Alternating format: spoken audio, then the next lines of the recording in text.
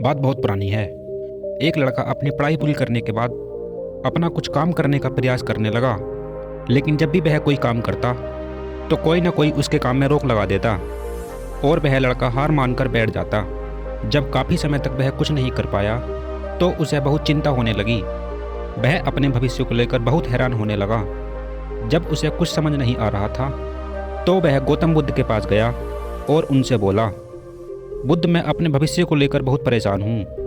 मैं जब भी कोई काम करता हूँ तो उसमें कोई ना कोई रोक लगा देता है और फिर मेरा उस काम से मन हट जाता है। मैं अनेकों बार प्रयास कर चुका हूँ, लेकिन मेरे साथ ऐसा क्यों हो रहा है? बुद्ध, आप मुझे सही रास्ता दिखाएं कि मुझे क्या करना चाहिए। तो बुद्ध ने उसे समझाने के लिए एक कहानी सुनाई।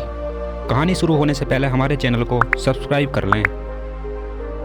एक राज्य में एक राजा था जिसकी सोच दूरदर्शी थी। एक बार उसने अपने नगर के लोगों के बारे में जानने के लिए एक प्लान बनाया।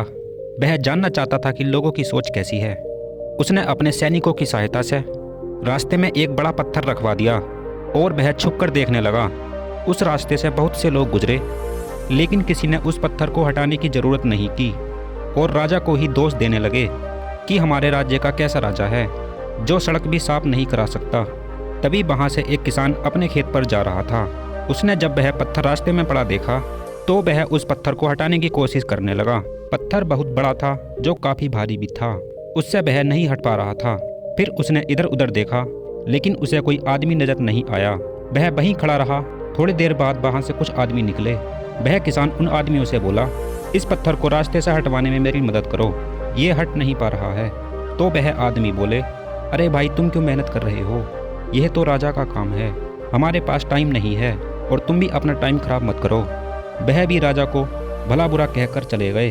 फिर उस किसान ने दोबारा उसे हटाने का प्रयास किया और उसने कड़ी मेहनत, काफ़ी कोशिशों के बाद उस पत्थर को हटा दिया। उसने देखा उस पत्थर के नीचे एक कागज और सोने के सिक्के रखे थे। उस कागज पर लिखा था, यह सोने के सिक्के इस पत्थर को हटाने वाले के लिए हैं।